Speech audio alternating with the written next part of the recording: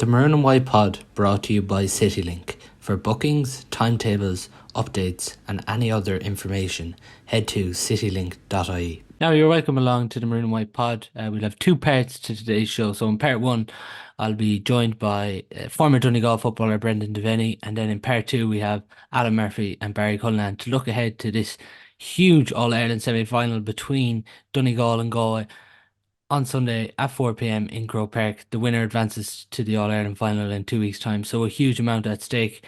So now in part one, I'm delighted to be joined by former Donegal footballer Brendan Devenney. Brendan, huge excitement up there for this weekend? Yeah. Listen, we're getting ready to rock, Paul. It's an interesting pairing. I've big Galway connections myself. My mum's a Galway woman, so if whenever Donegal aren't going to make an All Ireland, then it's straight away I'm behind the tribe. So listen, here we are now, facing each other in a semi. You're playing the kind of cute era there, like Jimmy did in his post-match interview. If Donegal don't win it, I want Galway to win it. Well, listen, like I say, I spent a lot of my childhood in round Tuam, Math and Rye, places like that, in Galway City. Love the place, still do, still be down there quite a bit. So my first 5 times at Croke Park would have been to watch Galway. 4 of them was hurling, All Ireland semis and finals, pushed over the turnstiles. And Hill 16, I was at the 83 Galway and Donegal football semi-final. I happened to be in Galway, and my uncle took me up on that. So there's a lot of history there. I would have known like a few of the Tune boys like Jaya Fallon and Donlan and them, came across them in my time before I even started playing with Donegal, if you like. So yeah, always a kind of history there. I think in '98 was my first year. We just missed Galway in the All Ireland semi. We lost that late goal that Brawley did, and we would have been playing Galway. But I did play for Ireland that year, and I remember a room by Michael Donlan up in Dublin. It was the first year of the Aussie rules back, and the Galway boys all landed up. And I remember being quite jealous of the buzz that they were on from being All Ireland champions. So from the get go, yeah, I've always had a good relationship with the Galway boys. Great lads. Would you have many battles with Galway during your career? Not really. 2003, we won a All Ireland quarter final replay. I think it was 2003. I'm really bad at looking back at it. Well, I really just park everything, But yeah, it was. We drew at Croke Park and then we replayed in Castlebar. So a lot of people thought it was kind of advantage Galway, and it's only 2 years after that All Ireland won in that. So yeah, it was a big victory for us. Apart from that, I think that was the only actual time I played Galway in Championship. We had different league games and that, but they were always fairly league football is what it is. We make a big hype about it at the time, but it matters very little, and as Mickey Hart can be testament to. Just on that, you mentioned Michael Donlan. He's obviously an icon of Galway football. But for yourself growing up, who would have been your favourite kind of Galway footballer that you would have looked up to? Yeah, but listen, when I was growing up, you wouldn't have much exposure to footballers outside, certainly not outside the Yeah, province, and really not outside your county. You think back about it then, there was very little hype about sport, very little on TV. You would have got it only started to come in probably as you were growing up, and I was never, we would have went to an odd match, but it wouldn't be like it is now, where you knew players and new things. I think by the time I got to a certain age, into the teens, and I started going to games. Obviously Tony Boyle and Mark McHugh, fellas like that, you'd have really looked up to in our own county. But I would have known very little about Galway as a kid, right up until the point where you're really on about when I started playing county, when I first yeah. really started playing those. I'd have played a lot of soccer as well, you see. I never really played underage with Donegal and that. I remember being down watching Jarlath, watching Michael Donlan, a friend of mine, Kevin Munston, was down playing, and John Hearn, would have been from our club, were down there at Jarlath, and I remember seeing Michael playing, and even then thinking, geez, this boy is some baller, as he was about to become. So this weekend, Brendan, huge excitement. But for Donegal, compared to where you were last year, you were on the floor with everything that happened and back in an All Ireland semi final. Are you surprised? I know Jim McGuinness has this effect, but are you surprised he's brought the team this far to an All Ireland semi final back in charge in his first year? Yeah, I suppose the hurdles in place would have meant, yeah, it probably was a bit of a long shot to make a semi-final. I mean, simply because the last time we made one was 2014. It's probably no coincidence as last year in his first year. You know, I think in 2011 in his first year, Donegal won Ulster and went to a semi-final. So with Jim in charge, there always was the possibility, just depending how the draw fell for you. Listen, if Donegal hadn't topped the group and had to come in against somebody else in that, maybe it wouldn't have happened. I think the way it was in the Louth game, no disrespect to Louth, Donegal went in there as big favourites in that, so you avoided some of the other top teams, and in many ways, Galway, you would have thought we're going to come up short against Dublin, but they come up with the goods. Was there a performance like that in Donegal? I think there is, and there was, but still massive respect to them. So, from the Ulster path that Donegal had to beat, Derry, Tyrone, and then Armagh. I mean, like if Jim wasn't in charge, you would have never thought that could have happened. So I just think that his ability and his backroom team and everybody involved there has created something very special here. So, from the start of the year before Jim came, if you had said we'd won Ulster be in a semi-final, I'd be like, that is looking at the draw, that's close to, like, it's such a long shot. But when Jim came in, then you thought it's possible. But yeah, it still is. It's a massive. I don't want to call it a surprise because there's loads of good footballers there, and the setup has been great, and I've expected to win a lot of games we've been in, but it's certainly, I suppose, as a pre-Jim coming in, you wouldn't have envisaged it, no. How has he turned things around? And listen, he probably, I mean, he's the best manager in Ireland. No disrespect to Mr. Choice there. uh, you got to say his record is unbelievable. In the 4 years he was with Donegal, three Ulsters, promotion, two All Ireland finals from a position of Donegal being probably ranked, outside the top 10. So very few people could do that. You look at modern management, you'd say Jim Gavin, Jack O'Connor obviously has some magic, but then again, they've had two of the best squads in Ireland. So for someone to be operating at the level and consistency of the teams he has, with the squad that he kind of has inherited twice, you would say, he's the best manager in Ireland by a long way. So he's got many sides to him, but I would say his drive and he obviously has a sports psychology. He was an experienced player, and some people are just driven in a way that it doesn't really come down to one thing. It comes down to just night after night, that passion. And even you've heard some of the Galway boys talk. He even came down to give them a training session under Joyce, and there's nothing special about the drills they were doing. It was they got the impression from Jim. His passion for it was driving, and I even heard one of the Galway players saying, if that happens every night at Donegal training, that's going to elevate the standards, if you like. And I guess that's where Gaelic teams are always going to. There's always more in players, there's always more you can do. It's probably close to, maybe in terms of time ways, at its max. But you can, in that time then, how is that spent? If you're doing 2 hour session, how often do you get to a point where you're improving? Either, your sharpness, your ball handling, your scoring, your technique, even your mental approach. Can you stay switched on?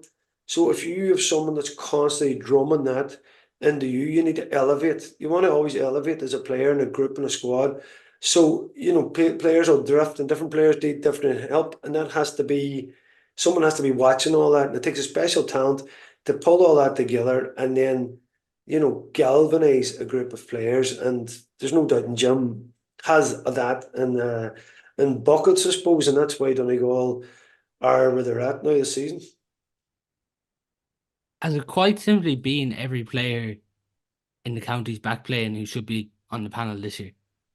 Yeah, everybody's there. Yeah, yeah. Yeah. Different players, I suppose. Last year, the two O'Donnells went travelling, and Ryan McHugh opted out, and then there was injuries. Pat Morgan injury, Langan picked up injury, Jason McGee. Like, there was so many hurdles with Donegal in terms of players who got injured, and the few players that went away or rested injuries and different things. So you could tell straight away, Paul, none of that's happening when Jim comes in. Even though we've won the players, we had quite a luxurious trip to the far-flung parts of this world with his woman lined up, and it was like, that's not happening. It's all in now, so we may cancel the trip, but you had to do. And that reverberates through the squad, that complete all-inness that this is it now, boys. You want to succeed? Here's where the levels are. And go back to we were just talking about. There's samples of that. So Jim would use things in there to say, here's where you need to be. And if you fall short of that, you're not in the squad. And what that does is it bucks everybody up with it. Because you've seen the times of four different football teams in the past where players or group of players can take things down or can be toxic or can not toe the line or be interested in themselves, on their personal side or, not happy with things. And it just destroys a squad. But you can see with Jim, it's complete buy-in to what he wants. Everybody does that and the rewards come. Just from the team that started against Loud, do you see the exact same team starting again? Or do you maybe see one or two changes coming in? Um, Yeah, I think there'll be a change or two, Paul. Yeah, I just think the way Conor O'Donnell came in for a corner, a corner back for a corner forward, basically. I don't think he would do that against Galway. I just think if depending on how you play it and this is the big question mark, who's all fit for Galway and who's going to start. I mean, if Comer, Finnerty and Walsh start, if Comer and say Finnerty stay inside and Walsh comes dropping out, you're going to have you need two out and out corner full backish type defenders, obviously, because I think that's how Galway like to play at times, everybody will drop on at different times and be defensive, but I think Galway like to have that bit of platform on side. So certainly if I think Kern will have to start and say like some McCall would pick up a Comer if he's there, or Walsh, depending who's there, and probably Kern on Finnerty. And I think that'll change the nature of the Donegal defence because we basically just went with it was all out attack against Louth and very strange game to be honest. Still been up at Croke Park, it was just end to end. Donegal never really shut down their own defence either, and they just seem to know that at any time they could outscore Louth. I don't think they could play that type of game with Galway because Galway have too many good forwards, too many match winners out there. They're going to have to be far more defensively tight. So probably for Park Joyce, the last thing he's going to want the Galway players is watching how easily Louth got in around the house because you got to always be careful. We've seen it all season. Be careful in teams how they look at in their last game. For Donegal, if they're watching Galway in that first half, that would be dangerous against Dublin because they didn't play at all for me and probably was kept them in it, 4 points at half time. But you look at Galway, particularly in that third quarter, and the way they played and the form of McDaid and you just look at suddenly you've seen shades of 2022 back again, and that's where the scare would be, or where Donegal would be, I suppose, anxious to at least match that if Galway came with that type of bit of momentum and how Dublin weren't able to react to it, and I suppose all those learnings has gone through each management team the last 2 weeks, looking at everything, who's good, who's bad, where are they coming from, where are they doing. I mean, if you look at McDaid's game and then you look at Mogan's game, straight away it'll be like, right, this shut these two guys down. How do you do that? And so there'll be so much of them aspects of play, but I certainly think Donegal will set up with a bit more defensive shape and will play, as I say, two out and out defenders in the full back line. what's the mood like up there this weekend? Yeah, it's good. Listen, I suppose I had a wedding at the weekend, so it was a 2-day one as well because close friend of the family. So I was my own mood wasn't great there. The hurling left to be about on Sunday. Thankfully, it was a Friday wedding because it was Friday Saturday, so I was able to die on Sunday. But listen, you know how time goes on there, Paul. As everybody will tell you from my age, that it takes a while for all the hooch to leave the system. So listen, I do a few shows up here, and it's doing bits and pieces of media.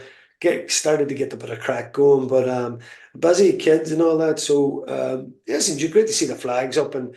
I know normally, say when Thursday comes out there and you get the papers and you be doing bits and pieces and you start to get the wee bit of more buzz for it. So really looking forward to it. Yeah. At the minute, turn on the bloody TV, it's all like bad news and stuff and the world's in bloody crisis. So it's a nice escape for people here in Donegal to be able to have something like Croke Park they look forward to. And if the fucking sun would shine now, we'd get on the beach a bit more.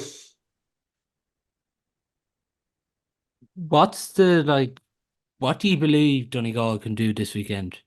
Do you believe you can turn Galway over on Sunday?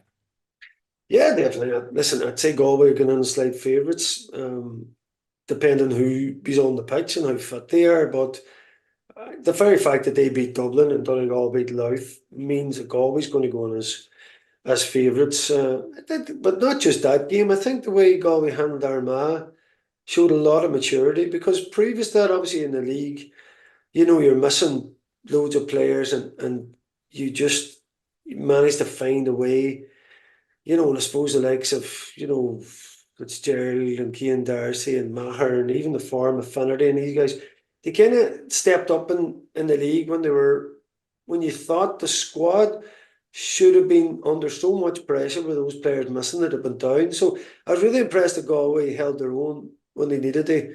Going into Connacht then, as I say, got Mayo with that game won. So I was kind of looking, not sure about Galway. The Derry game, they did enough. But I think in that Armagh game, because Armagh hammered Derry as well, and I was thinking to myself, that kind of maturity that they showed to kind of boss that game up into that Gleeson kick and the 1-1, as we know, brought Armagh back in. That would be a bit of a fear as much as if you like that second half against Dublin, because there's a real maturity with Galway. There's a power, there's a strength. Like say Maher, Conroy, and say the form of McDaid, and there's so many elements to it. And of course Walsh, who was very poor, by his own standards, seems to come alive then at times, and so I mean, if Comer starts and Wall starts and Finney starts and they play well, no Tierney the last day, whatever happened, and is he okay? And there is so much quality there going forward, and so there's all the things Donegal have to watch around power and ability inside, which if you look back to the Louth game in particular, they didn't have to do.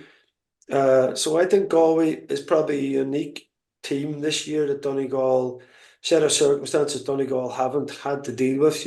Galway 1 goal conceded in championship is unbelievable. I mean, Donegal only conceded in the Cork game, but conceded three. But I think that was a good learning. Patton's been brilliant one-on-one stops. So even playing with so many forwards, we're not conceding goals either. So the wee things that might happen, ball that you're not expecting. You're expecting now, right, there won't be any goals scored, but if somebody hits 2 goals, there it is, there's the one end of the game. So, it could be a flick down, it could be a ball in, it could be anything. So, if it comes down to a points game, you'd imagine nothing's in it. So can Donegal turn uh, Galway over, as you're saying? 100%, yeah. I mean, there's absolutely no doubt in it. Are Galway going on a slight favourites? I think they are. When a lot of people saying it's set up, the two favourites will be carrying Galway for a rematch of 2022. But the very fact that Galway have been there recently and were brilliant in the final means that they have to go into this game as favourites. If Donegal are to do it, how much do you think they'll win by on Sunday?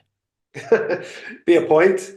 I mean, all this talk of Galway beating Dublin came down to a point and came down to even Con O'Callaghan missing from bloody the age of the D, which are like, did that just happened? You need a bit of luck. It's just saying a goal could come out of nothing. It could come out of something freak. It could come out of a slip. It could come out of anything, and something like that you cannot legislate for. But for either team to win, if there's not goals in it, or if they've scored the same amount of goals, I think, Paul, it will come down to a point either way, and I wouldn't even be surprised if it was a draw in normal time. Such, I think, is the ability of one another to peg back leads and not to give up the game. And there's so many forward players, and as we constantly see in modern football, the team that gets into a bit of a lead will automatically sit back. Even when Galway had that brilliant spell against Dublin, you just knew Dublin were going to come back. And I think should Donegal be in the lead of Galway or vice versa, they will come back. So it'll come down to that composure right at the end of the game. Who has it and who has that bit of magic? And as I say, both teams are blessed with both them attributes. That's all. We do have time for in part one of the show with Brendan Devenney. Next, in part two of the show, we'll have Alan Murphy and Barry Cullinane to get the Galway perspective on things ahead of their clash with Donegal. But it's sure to be a great game on Sunday. And thanks to Brendan for coming on. So, Paul, all the best, Galway. To be joined by Barry Cullinane and Uachtar manager Alan Murphy to look ahead to this weekend's clash. Barry, coming to you first. We're on the back of the Dublin victory, obviously, and it's going to be another tough challenge this weekend. But do you think it would have been a challenge for Pork to get the players back down to earth after beating Dublin?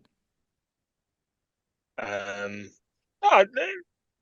think he's right in what he said. And I think Pat Ryan referenced it after last Sunday as well, in that it's an amateur game, and maybe it could have been thrown at Galway that they over celebrated a quarter final win. But when you're coming up, I think that's a huge testament to Dublin and what that Dublin team means to the GA fraternity, and that the teams that go and beat them, it means a huge amount to them. And there would have been something a little bit funny if Galway just kind of did a Stephen Cluxton on it and just went straight into the dressing room. That 20 minutes after the game with their family and their friends, like those are memories that they'll have forever, and they'll feed off that at training on Tuesday night. And I think once they were able to focus on Donegal on that Tuesday or Wednesday, whenever they're back to Pearse Stadium, it kind of soon brings them back to earth and the challenge that faces them. And the fact they had 2 weeks gave them an opportunity to celebrate, gave them an opportunity to look at the Dublin game and analyse aspects of the game where they'd like to improve, and then gave them an opportunity to build into Donegal. And you're going into Croker and what'll be a fairly, it'll be, I wouldn't say it'll be sold out, but there'll be a big crowd up there. There'll be lots of colour. Donegal will bring colour. Galway will bring colour. There'll be lots of noise, and that adrenaline alone will get them back up to the level that they need to be at. I know there's a lot of talk going around this week, Alan, for a lot of Galway people. They don't want this to turn into what happened with Mayo, obviously, and you're a Mayo man too. But what happened with Mayo and Tyrone, like, it's obviously the main aim here is to back it up this weekend, but people do have to realise as well that this is a serious Donegal side. Yeah, look, I think with referencing the last point, I mean, I don't think you can over celebrate. I mean, I don't think they did. I think in sport it's very important to have that little bit of a mini celebration, or that kind of a little bit of a breather or downtime that you've, I suppose, achieved part of a goal or an ambition. Because if you don't, I think those times it'll fly away from you and you'll have lost it. I think those players are grounded enough to be able to move on from it now. I think there seems to be a really good culture, and it seems to be a really good togetherness in that group. And I think there's a lot more in them now in terms of Donegal. They can look forward to them. I don't think that's what the Mayo Tyrone, I suppose, aspect or I don't think that's going to happen. I think it's going to be a cracker of a game, if I'm honest. And I think Galway won't. I don't think you'll see any different from Galway. I think they'll be very much similar than they have been all year. Yeah. Is there an element at all, Alan, of controlling the hype? Well, I know McGuinness will try and control the hype. As I say, I've kind of a good bit of experience with them at the moment in the last few years. And he will try and, I suppose he'd probably try and take a little bit of the hype on himself to take it away from the players, I'd imagine, in the next few days, and probably come out with something a little bit left field or something. But I think this, if you're looking at the Galway group of players, I think they're well used to hype, whether it be negative or positive or individual or collective. I think there won't be an issue there. I don't think there's any real need to bulletproof them from it. I think they'll be very focused, and as I say, I don't think there's, from managing on the club side of it, and from asking Matthew Tierney how things are going and him not telling me, I think it'll be very much kept in camp, and the hype will be well controlled. Yeah. Barry, Jim McGuinness is obviously someone we're probably going to talk about throughout this podcast. Adam would have worked closely with him, but there's going to be a lot of references to this famous video from 2020 in Tuam Stadium. Yeah, firstly, I absolutely loved the way you crowbarred in Mayo slag in your question. It was very, very well done. Thanks. Yeah, look, there's a great relationship between Pádraig and Jim McGuinness. I wouldn't have been surprised if when Galway went looking for a coach when we got Cian O'Neill, that maybe Jim McGuinness was someone Pádraig spoke to as well. And I think that clip was probably very, very minute aspect of what the overall day was. And from chatting to guys that were involved that day, they couldn't get over the simplicity of what he was trying to do, but the pace that he was trying to do it at. And I think that clip, from what I gather, was very much a case of, seeing could Galway do what is one of the very, very basic skills at 100%, and when they could get to 100%, how long they could keep that going for. And that's what he does with Donegal. It's repetition, repetition, repetition. It's pace, pace, pace. And you can see it in their skill execution. It's very, very good, particularly that hand pass. So you'll see the next day Owen Vaughan Gallagher flying up the pitch off his shoulder. The hand pass, he won't have to break stride for that. And Jim McGuinness gets very frustrated if their skill execution isn't up to scratch. And I think that's probably one of the aspects that he really nails his players on is that ability to execute the skills under pressure at 100 miles an hour. And I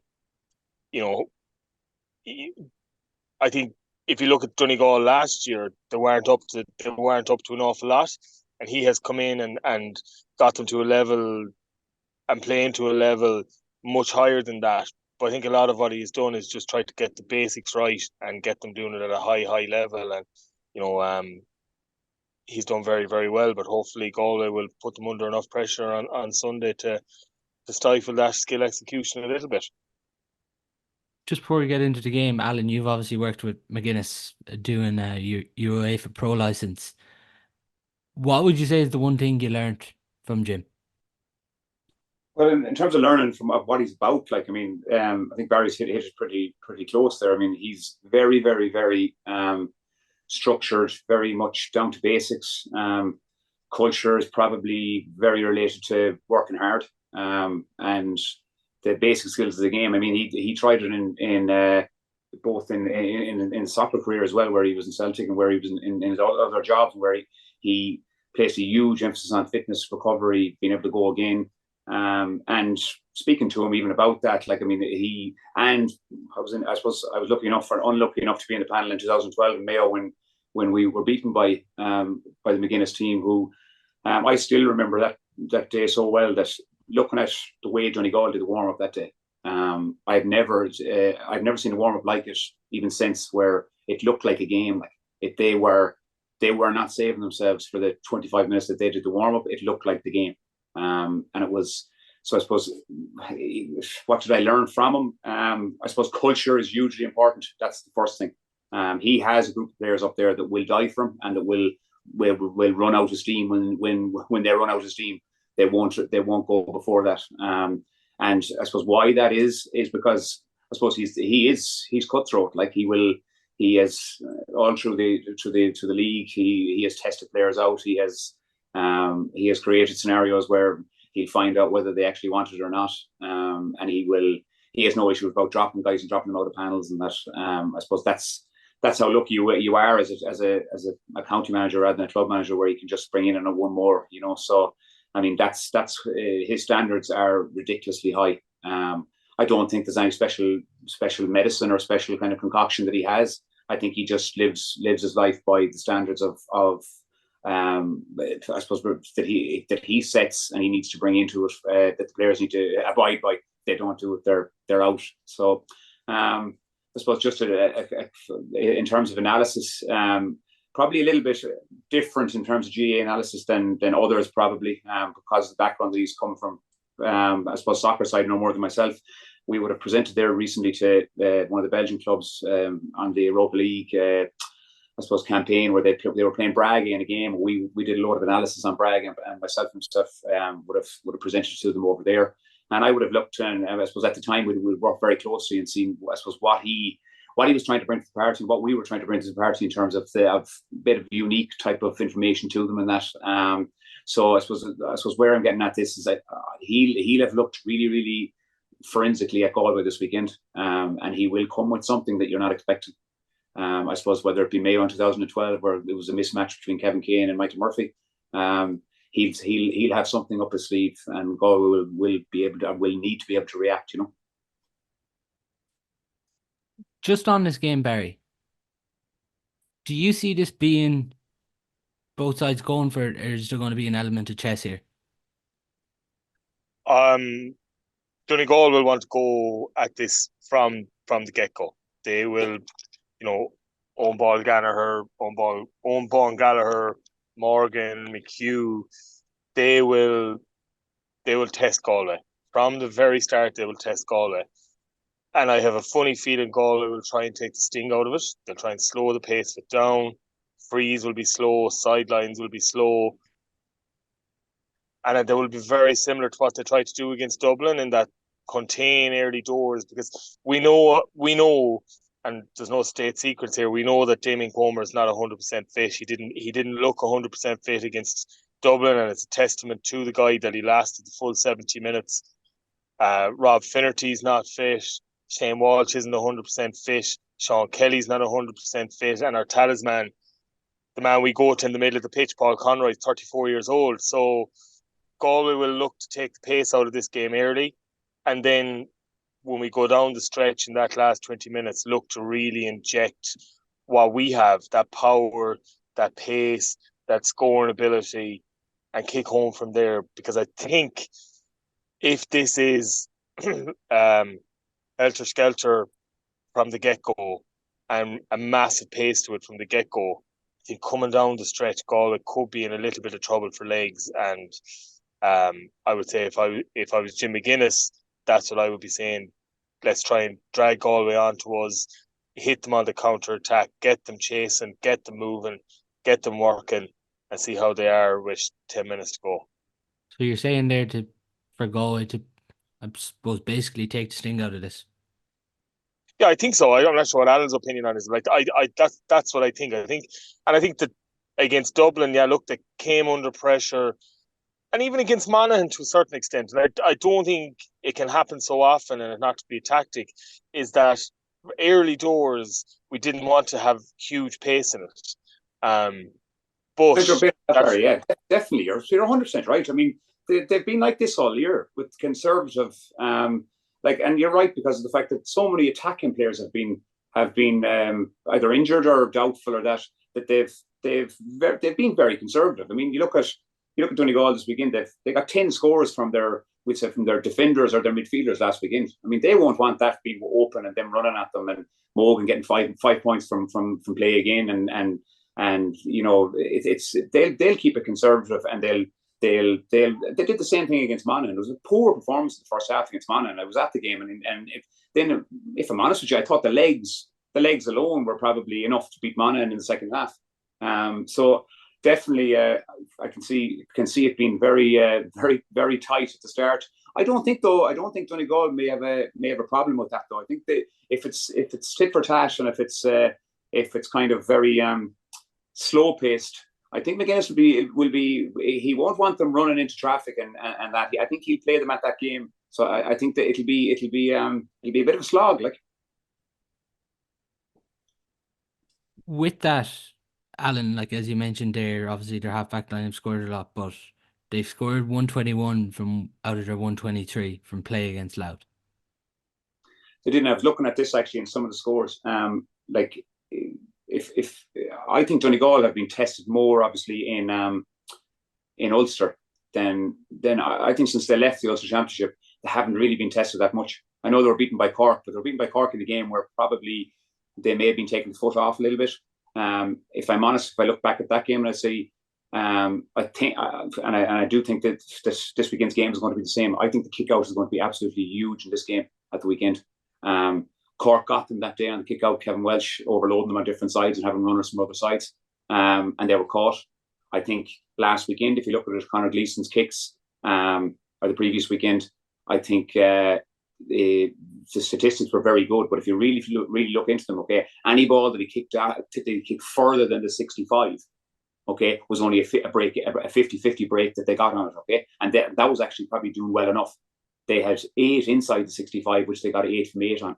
So I think McGuinness won't get. He look into these things. He won't give them that. He won't give them that short one, if you want to call it. That's not short for Gleeson, okay. But if he kicks it further than the 65, there could be a bit of a problem on Galway, because I don't think they'll break as well as they did. They broke so well against Dublin in terms of the percentages that they got. So I think that's going to be a big factor in the game. Injuries, Barry, you mentioned them briefly. Damien Comer, obviously, that game against Dublin will hopefully stand him. It's his first 70 minutes, obviously, in quite a while under the belt. Shane Walsh, I know he came off injured, but he got through a bit of the second half, so you're hopeful there that he'll be all right. But Sean Kelly is the biggest one. He's the biggest talking point, obviously, because he went off after 20 minutes against Dublin. Yeah, and like, I don't know how much truth is in it.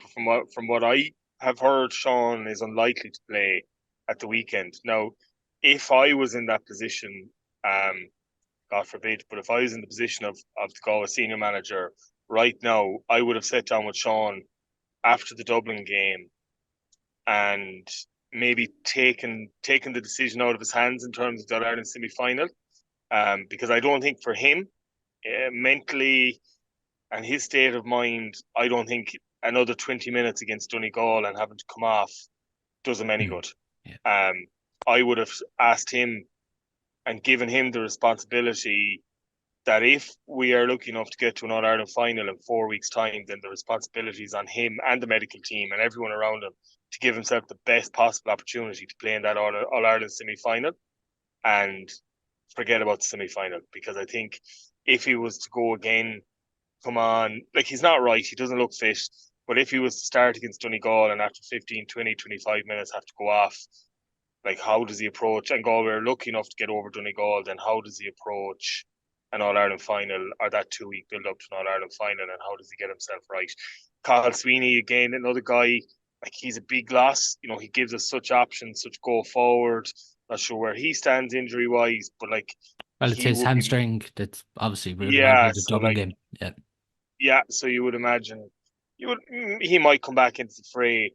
But again, he's pace and it's legs against the Donegal team that is pace and legs. So, like, Sean Kelly straight away went on Jack McCaffrey the last day. Like, they obviously knew that Jack McCaffrey was going to start, and the first thing that Sean Kelly did was go over on him, try and match him with legs. You would imagine he would have been made to track someone like Padder Morgan or Ryan McHugh. So without him, he is a loss. And as I said, if you don't have Cathal Sweeney then to come in and help, you know, that's not ideal either. But look, from what we gather, Shane's kind of a nervy hamstring issue and that he should be okay. You'd hope Damien is, but we just don't know. And after that, they seem to be fairly okay in terms of injuries. So if we can get as many of those players on the pitch as possible and in rude health, then it gives us a right good chance, you know. If Sean is ruled out, is it just a straight swap Cian Darcy in? Well, Cian Darcy was absolutely fantastic when he came in the last day. He was really, really good. But he's 6'4". He's probably 90 kgs. I'm not sure. Do you start him against Donegal when they're trying to bring huge pace and huge power and huge running to it? Maybe throw in someone like a Daniel Flaherty, track guys for a while, and then bring in Cian Darcy when the game opens up. But I don't know. Pádraig has trusted Cian, and rightly so. So I would imagine he probably will start him. But I would imagine they will be saying, look, you know, in that area, like Matthew Tierney, Cian Darcy, Paul Conroy, all massive men, if they get runners on us, do we have the legs to track them? And I'd say that will certainly be in their thought process when they're analysing the game. It's a difficult situation, Alan, because Sean Kelly's obviously your captain and these are the games the players want to play. Yeah, and I think looking back to Sean and looking back to, I suppose, was it Mayo Galway where he definitely wasn't right, and I suppose the whole of the Pierce Stadium could see that he wasn't right. Must be terribly frustrating for a player as well. And I've had that in my own career where you're trying to play through injury and you're not doing yourself justice. But very difficult situation for him. If he doesn't play, I think it probably has to be Keane Darcy. If I'm saying what I'm thinking in terms of that it's going to be the kick out strategy or kick out percentages that you win, and like he's a huge option. I mean, Johnny Heaney's obviously there as well, but Keane's a huge option, and I think they'll probably need that option. And if we're saying that it's going to be probably conservative enough at the start, where maybe legs aren't as important because I suppose that they're stopping the space to run into. It might be Darcy to start if it's not Kelly. But looking at the other injuries just quickly, I mean, a lot of them seem to be forward type of injuries or doubts. Like I can't see Donegal giving Shane Walsh space that he was afforded last in the previous game. You know, he had to beat one player and kick some absolutely fabulous scores, left foot, right foot. But the key was he only had to beat one player. I don't see Donegal being in a situation where they let him do that. I think they'll be far better set up, and they won't be as I won't say it's not even naive, but maybe even it's on the opposite. Dublin were very kind of we put that player on him and that'll be it. Like, you know, I don't think Donegal will do that. With Keane Darcy, there's obviously, if we start Keane Darcy, that kind of more or less rules out our options in midfield to come in. So then are you looking at your Johnny Heaney's, your Keane Hernans, and these, I suppose, transition players to bring that energy after 50 minutes? Definitely, and Daniel O'Flaherty as well has to be added to that. But like Galway have been really good in terms of the subs that they've brought on, and the impact that they've had. Was it three subs and three scores against the Dubs? I mean, that's a Dublin type of a thing to do to Dublin. Like, you know, Dublin started the players they probably should have brought on the subs. So I wouldn't be hugely. I suppose I wouldn't think there's a big problem with any injury, if I'm honest with you, with Galway at the moment, because they just seem to be in a good place, and I think they're managing the game well, and they're thinking through the game well, as I say, in game. So I don't think I think they'll be fine, but I do think it'll be very tight. But as I said, they just need to be careful of the McGuinness factor. That I think he's going to come with something that they haven't seen before. He tried different things in the league with high presses and again the old style of sitting in. It's just, I suppose, what he's going to come with and when he's going to come with them, you know. Barry, on this, Alan's mentioned obviously the kick out. It's going to be huge. We rely on that long kick out, but there's an element here. We're probably are going to try and rely on that again because it's been huge for Conor Gleeson. But there's an element here, obviously, similar when we played Monaghan, Beggan came with a threat, but Patton comes with a threat here that he has the ability to kick over this press. Yeah, well, we don't have to go back too far to see exactly what sort of threat he has when you look at the Derry game. And just before I touch that, just one point in terms of Alan, in terms of Donegal's defence. I thought Donegal defensively were very poor against Louth. I think Jim McGuinness touched on that. They conceded 18 points. Samuel Roy caused them all sorts of problems. Brennan, kind of the one-off runners was causing Donegal problems. So I think defensively, offensively, Donegal look very good and they know exactly what they're at. I think defensively is the area that they look their weakest. And I think if we can get an up ball into Damien, Shane, Rob, get runners off them, I think that will cause Donegal problems. In terms of kickouts, Alan touched on the high press that McGuinness worked on in the league. I think they'll go with that this weekend. I think they'll really press the Galway kick out.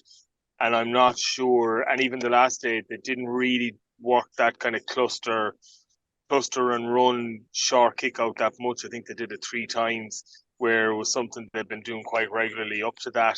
And I think Galway will try and keep it wide. They will try and isolate 1 or 2 midfielders and come, get Killy McDade on breaks, get Dylan McHugh on breaks, and try and get an attacking platform that way. And similarly, they probably won't overly squeeze the Donegal kick out, because they know on the flip side of that, Patton will get over the Galway midfield, and you're putting your defenders, unless it's one clean, if it's a breaking ball, Donegal have done huge work on that as well. They're really good on breaking ball. If it's a long kick out and Donegal win at 45 yards from your goal, 45 metres from your goal, then you're under pressure. Whereas if you can get bodies back there and allow Donegal to kick out, then I think it could be onto a winner. Because what you're trying to do, basically, Paul, is you're trying to create a scenario where Donegal or Galway are doing something in game that they're not overly used of in training. So if you can imagine Donegal are in Letterkenny night in, night out, or wherever they train, Sean Patton has an absolute wall. They're using that to the best of their ability. So they're not going short all of the time. So if you could force them to go short more often than not, then that's something they're not used to. And I think that's where, the small minutiae will come into it, and all over the field, that they're going to try and exploit each team is going to try and exploit the opposition and try and force them into doing something that they don't do at training.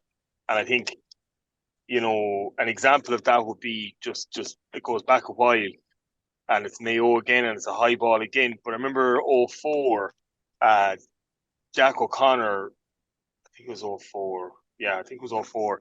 Jack O'Connor Kerry started lumping ball in on top of the Mayo full back line, and Johnny Crowley and these lads had an absolute field day.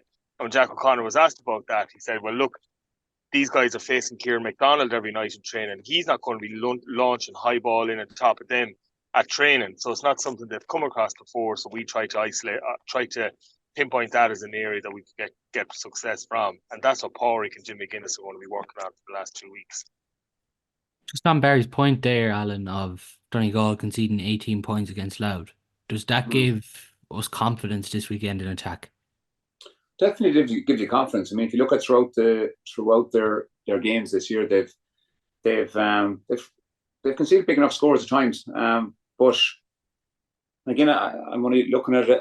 I'm not sure the Louth game will be anything like this game. I don't think they'll give the space like that. I definitely agree with Barry in terms of individually, they're not the best man markers.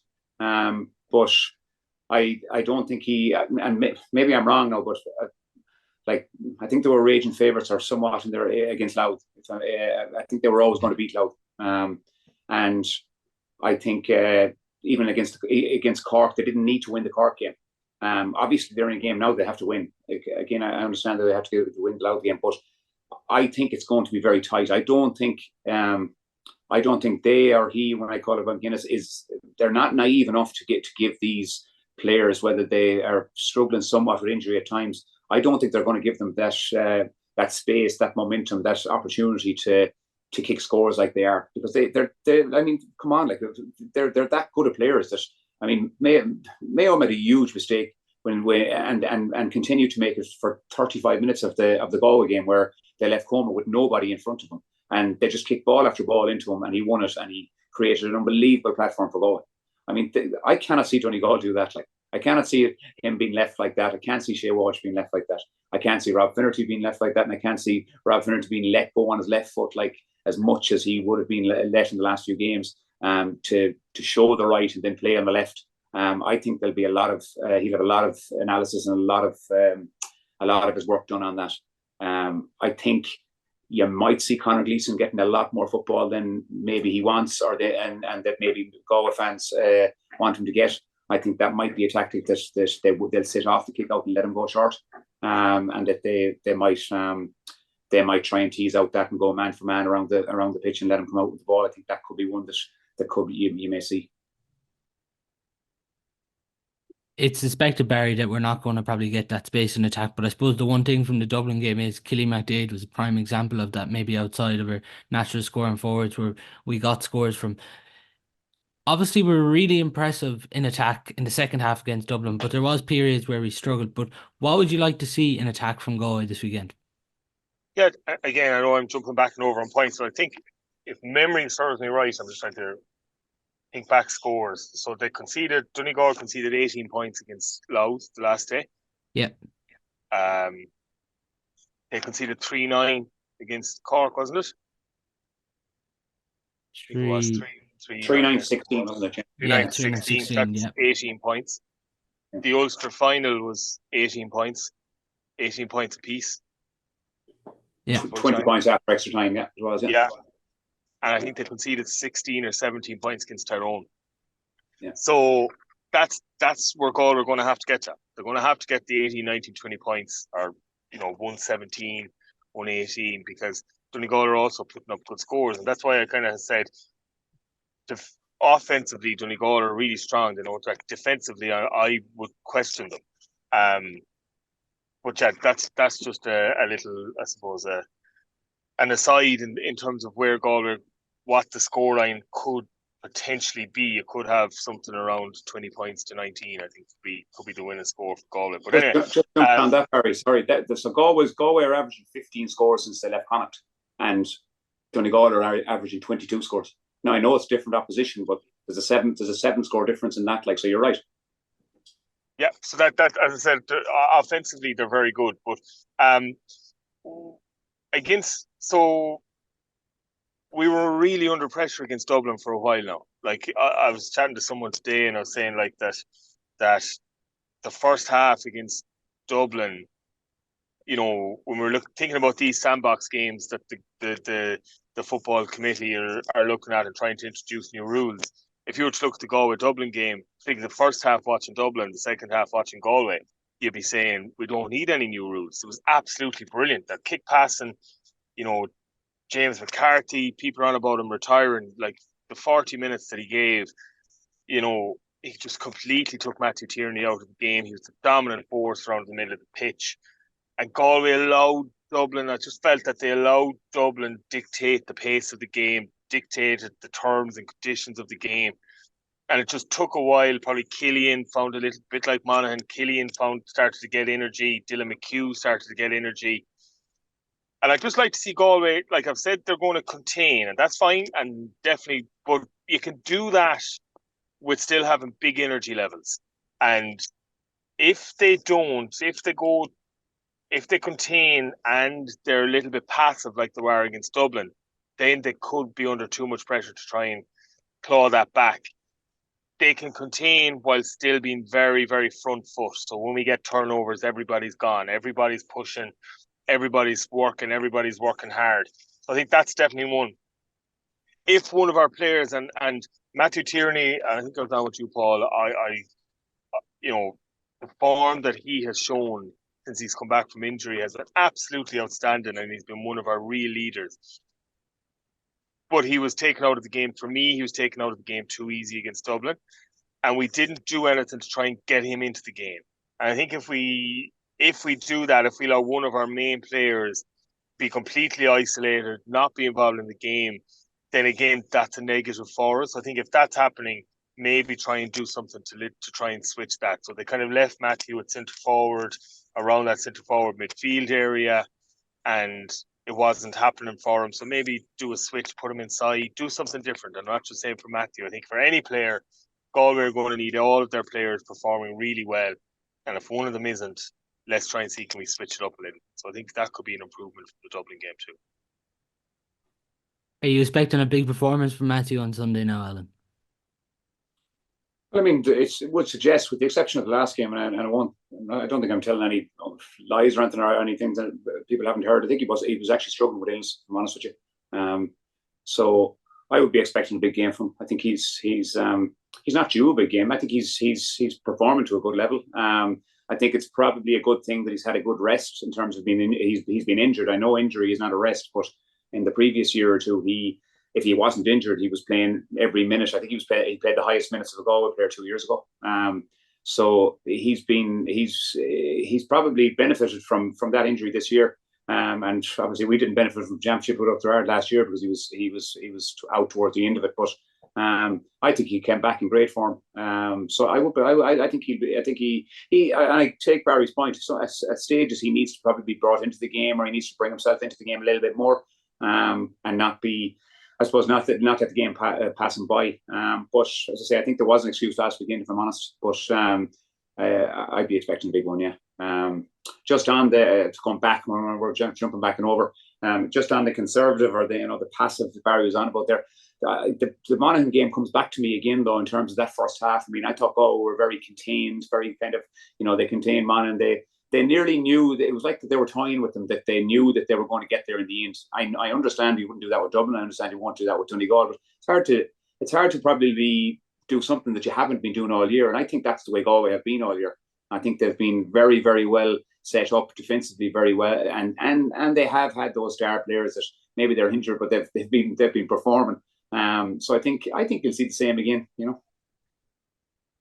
Just on matchups, because it's something we haven't touched on. Brendan McCall's obviously going to be the probably prime suspect for Damien Comer. Harry, is Owen Gallagher the man who's going to be sent after Shane?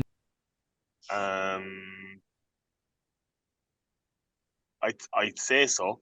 Now, you could say if Owen Baum went on Rob Finnerty, like Rob certainly isn't fully fit, and that knee is causing him real problems. So they could say, look, let's get Owen Baum and Rob Finnerty and allow him less of a defensive threat, because Rob will play closer to goal, which would be a positive for Galway because Owen Baum is further back. So there's a bit of, if Shane plays out around the half forward line, then Owen Baum is a strike runner from further up the field, which is a bit of a problem for Galway. But like, you're probably right. I'd say Owen Baum will go on Shane, and it's the big one really. Like, who do we get cracking Ryan McHugh? They might say, look, we'll get him on Shane and get him, get Shane working defensively. Ryan McHugh's also a really good defender, so they probably want someone. For Padder Morgan, they probably want to get him on someone that he doesn't have to overly worry about defensively. So they might say, look, let's take a chance that Keane Darcy mightn't get if Keane Darcy starts, he's not going to get an awful lot of scores. He might get a point, 2 point. We'll take that. Where Padder Morgan can say, look, I can gallop up the pitch here and make him work for his lunch. It's interesting, Alan, when Barry talks there about the half-back line. Ryan McHugh, Caelan McGonigal, he's obviously going to try and want to sit in the sweeper role. He did it really well this year. And Padder Morgan, with that goal half-forward line, Killian McDade is obviously going to try and put McHugh or Morgan on the back foot. But then the other side, it's interesting because you'll either have Keane Darcy or Sean Kelly starts, and then Matthew Tierney, and those Galway players kind of like to drop into the middle, but like with Morgan and McHugh, you can't let them get their hands on the ball in that half-back line. Yeah, very interesting, because I mean, like, you look at them and you go matchups, right? And you go like, oh, who take the forward players? But you're talking about Owen Baum that got a goal. You're talking about O'Connell that got 2 points, I think it was. You're talking about 5 points from Morgan. I mean, they're probably trying to lessen those scores by putting them on players as well. So it's going to be hugely interesting, because it's from that chunk of an area of the pitch, we'd say Galway's half forward line and full forward line and Donegal's full back line and half back line. Like, a chunk of the scores came from both of those areas in the last game. Okay, so I'm not sure. I think Brian McHugh could be a really, really dangerous one, if I'm honest with you, because of the fact that the other players have weighed in with scores, and he probably hasn't in the last 1 or 2 games, I think, if I'm not mistaken. He may be one that they'll try and sneak a little bit more forward play out of. I think they will know that Morgan had got 5 points in the last game. They'll be looking at going, okay, they're going to stop him running up the pitch as much as they can and give him work to do. But then you look at, we'll say, midfield, Michael Langan. Okay, he's got 3 points he got in the last game? I think it's 3 points he got. 3. I mean, the score from distance, that's a dangerous one as well. So we haven't even got to their forward line yet. So it's that I think that the matchups there are going to be significant, and especially the way the game's played. Obviously, if they're that conservative, both teams are conservative at the start, there won't be much space. So the likes of Michael Langan could be scoring from distance if they're sitting in or making that little run. Especially the likes of John Maher could do the exact same. Okay, getting that space, breaking the lines, and being either an assist or a scorer. So it's going to be really interesting, and I'm looking forward to it, because I think it's going to play out that maybe the obvious heroes or the obvious threats may not be the ones that will decide this game. Barry, how do we force McHugh and Morgan to be uncomfortable on Sunday? I'd say we'll be taking a huge lesson from Kevin Walsh, and we'll be saying we're going to literally clog up those 2, 3, and 4 channels and leave channel 1 and channel 5 free. So basically, the only place the boys can go is down the sideline, and Dylan McHugh will sit in probably a little bit tighter. Sean Mulcurran will sit in a little bit Just tighter. on that, Barry, because I know it's something the Donegal players talked about after Cork, and they said they were talking about after the game that Cork made them uncomfortable because they pressed high up the pitch and they created turnovers high up the pitch. Obviously, that's interesting because Galway probably are going to sit back at stages, but you think it's something you go after too? Yeah, no, they will, but when the Donegal players are saying that they weren't comfortable in that, you can be sure that it's a work on over the last couple of weeks, that they've been trying to get comfortable with that. I think John Maher will go after Langan. I think he'll curtail him and try and put his stamp on the game, and I think he'll be able. And I think Paul Conroy is a better footballer than Kieran Thompson. So I think Galway will get a real stranglehold around the middle of the pitch and they will negate Langan and Thompson's influence, and that kind of link play between their backs and their forwards. So I think that would be my 2 ways of going after them anyway. Would be curtail the 2 boys in the middle of the pitch, cook in a little bit tighter into channels 2, 3, and 4, and allow them space on the outside. And outside of Langan, they don't have any massive shooters. Like, I think the former Paddy McBurty has been poor enough, to be honest. He's a fabulous footballer, could light up Croke Park, but I don't think he has been the footballer he has been over the last couple of years. So outside of Langan, most of their scores come from strike runners. I think Galway will be hoping to push those strike runners down the outside channels and see if they get turnovers from there. Would you put Sean Fitzgerald on Paddy McBurty? Yeah, I'd say he will, yeah. I'd say he will. He matches up well with him. He's abrasive. He's aggressive. He's full of confidence. He looks like he's loves out there. He loves on that pitch. Croke Park suited him, and I think could call full back line. I for some reason, I expect Jamie Brennan to start for Donegal. I could be completely wrong in that one, but I just expect that they will feel they need to get a couple more scores from their forwards. They can't really be, they can't be overly reliant on Oisín Gallen, which they have been up top. Obviously, they're getting loads of scores from back the pitch, but up top, they've been very reliant on Gallen. So I think you're probably looking at good old Johnny McGrath picking him up again and trying to shut out the influence he'll have on it. Alan, Johnny McGrath and Oisín Gallen is going to be worth the entry fee alone on Sunday. Absolutely. Johnny McGrath has been sensational this year, I think, in fairness.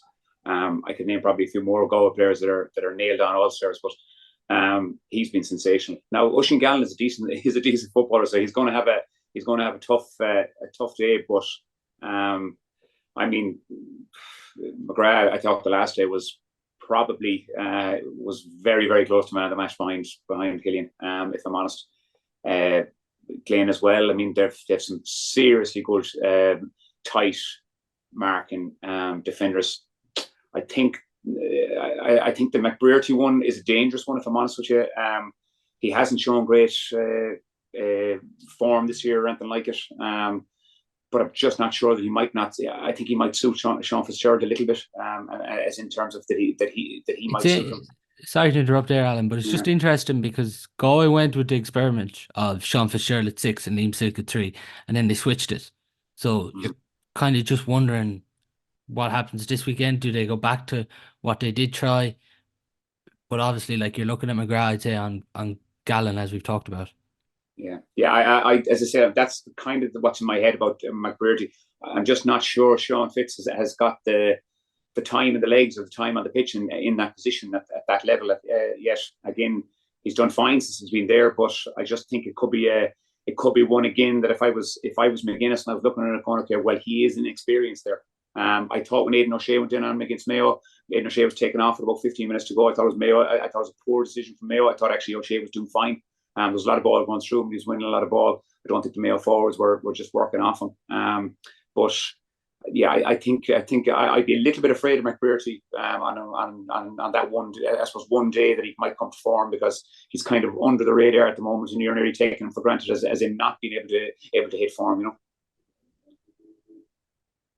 Barry, I know when you've been on the podcast a lot, we have been praising Johnny McGrath, but obviously as the All Ireland final comes closer, and then after that there's the All Stars and everything. But it already seems like he's a prime nominee for Young Footballer of the Year. I think at the moment, if you're looking for Galway players in contention for All Stars, and maybe tonight's not tonight to be talking about this, but Johnny McGrath is a certainty. There's absolutely no doubt he's a certainty this year. And I think Dylan McHugh is the other certainty at the minute. Killian probably. And at the minute, Johnny McGrath's not only a prime contender for a nomination as Young Footballer of the Year, he's a nomination for Footballer of the Year. He's absolutely brilliant. Like Pádraig and James Horan, I used to hear him references. Pádraig used to always talks constantly about giving the fans something to cheer about. Johnny McGrath does. Like, he gives, like, they love the combative nature of him. I always say, like, the Cardiff Strand nature of him, where, like, the bigger the fight, the better. He has an ability, and geez, I love it. He has an ability, as the ball bounces in front of the forward. Not only can he get a shot at the ball, he also has an ability to get a shot at the player as well. So that big, strong Cardiff Strand handshake can come across and get a right good shot on a guy as well. And like, he is what the Galway defence is all about now. He has that kind of half reminds me of Declan Meehan, in that he's not the tallest in the world, but the fans love him. His teammates love playing with him because they know he will give you absolutely everything. He's disciplined in the tackle. He's hard in the tackle. And as I said, the bigger the footballer, the more he seems to like it. And like, he's certainly one that, Donegal will say, if he goes on Gallen and he takes him out of the game, then where our score is going to come from, and they're certainly going to have to have a backup plan to that one. Just on this, Alan, when we're talking about the defensive matchup before we get a prediction, like we've talked in the matchups, Oisin Gallen, Johnny McGrath, Sean Fitz if he is the man to go, McBrearty, Niall O'Donnell, Jack Lynn, Dylan McHugh, Darragh O'Brien, Kieran Thompson, Liam Silk, Shane O'Donnell, Sean Mulcairn. Like, in one sense, Galway do match up well there. Oh, they do indeed. I mean, on a man for man, take systems apart and just play the game as it is. I mean, they're really good matchups. There isn't a glaring one jumping out saying, okay, there's a mismatch there. And I suppose that's what you're always trying to find. You're always trying to create, is that mismatch, or that one that doesn't suit. To go back to Mayo versus Donegal in 2012 with Kevin Kane and Michael Murphy. I mean, that's the easiest mismatch to pick, but they got 2 goals after 7 minutes from it. So just interesting though. We've gone through nearly every Galway player, but we've forgotten one. And I think he's probably nearly the most informed player for Galway in the last few games, Sean Mulcairn.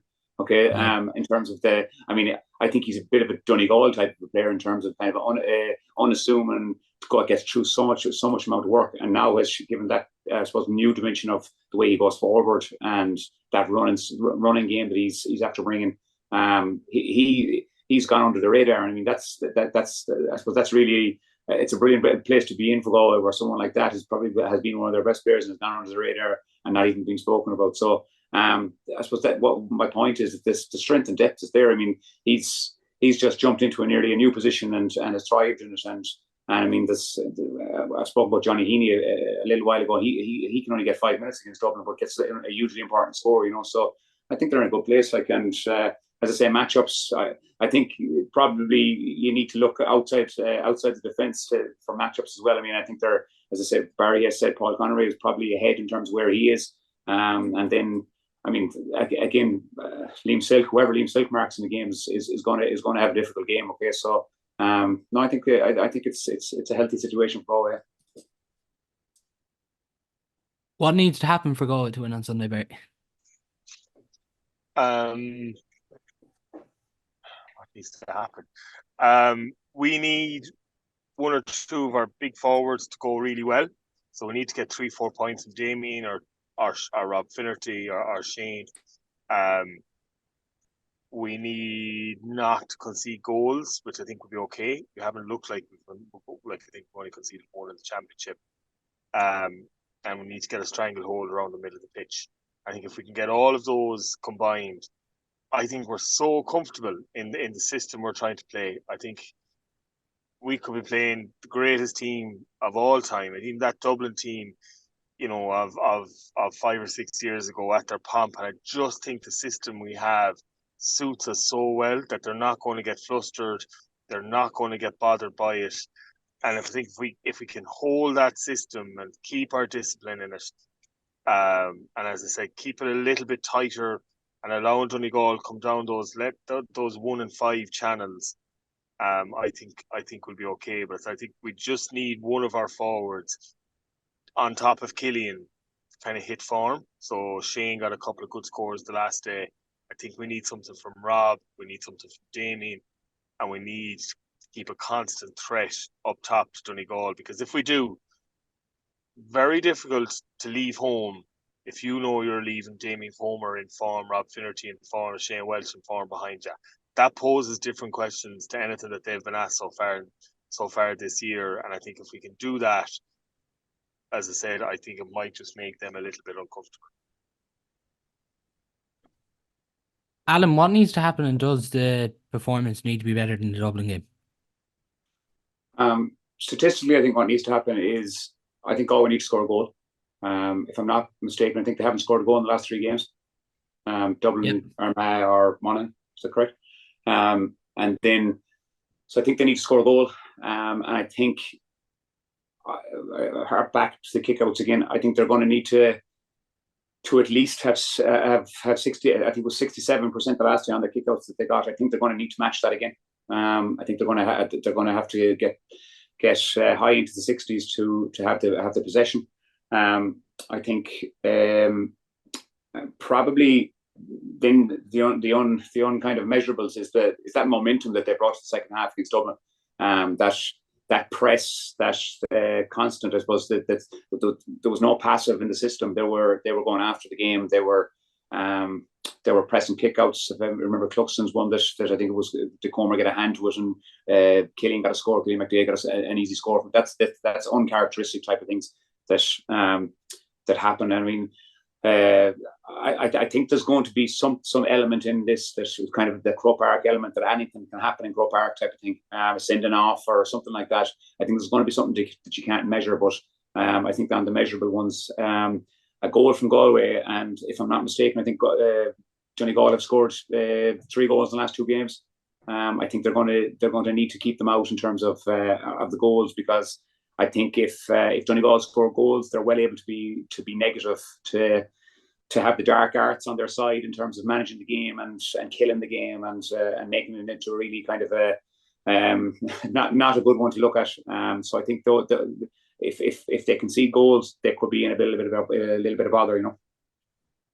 Just before we do finish, Alan, you talked about 2012 being involved with Mayo, and obviously, yeah, you have experience of being part of a panel in an All-Ireland semi-final. For the players, it's only natural. They're not going to be looking ahead to the final, but it's only natural they're 1 game away from a final. Yeah, and that's the danger. Kind of Barry was saying there, remember about Sean Kelly saying, well, if you're right, you can make a decision for the final and all that. And there's always those key moments or key times where you're saying, I need to mind myself for this, mind myself for that. I think this team, though, is in such a situation at the time that I think they're only really looking at a game of the game. I think they're not going to be let even think about an All-Ireland final, if I'm honest. I think the panel or the squad, or the culture within that is so, I won't say strict, but it's not far from it, I'd imagine. It's kind of that it's really, really focused, and it seems to be there seems to be a real push on the team, the culture, rather than the individuals. So I think they'll be fine in terms of not thinking ahead. And I think it's going to be really tight. So, but I do feel that their system is better than Donegal's. The way they've played all year is consistent. And I think Donegal are going to have to bring something different to the party than they've shown already, which is dangerous, because you're trying to make up something on the day. Then I think if Galway do what they do and they do it well, I think they'll be thereabouts. Yeah. It's obviously, Barry, what we're all hoping for as supporters to reach an All Ireland final, but obviously the players aren't thinking of it either. They have to get over this challenge first, but it is natural too. We're only 70 minutes away from an All Ireland final in 2 weeks after this. Yeah, I'll be honest. I've done nothing but think of the All Ireland final. I think it's a brilliant place to be as a supporter, and the week that we've had in terms of losing John O'Mahony, wouldn't it be how fitting would it be for someone that gave as much as he gave to Galway football and gave us 14, 15, 16-year-old Galway supporters the days of our lives back in '98, for Galway to go on and do it, and led by one of his greatest stalwarts as well. So hopefully, I know there's no romance in football, but hopefully it's written in the stars for us. And I think this Galway team is further, this Donegal team, their day will come.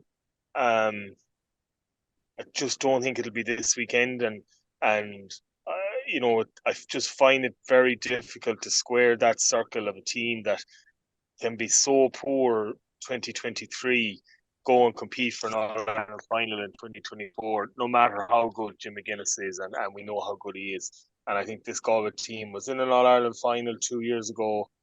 They will feel they've unfinished business from that. They've evolved. They've 3, 4, 5 new players. And I think that they're going to be fully confident going into Sunday, and I think rightly so. That's all we do have time for on today's show. We're all hoping that Galway get over Donegal and get back into the All Ireland final, where we haven't been since 2022.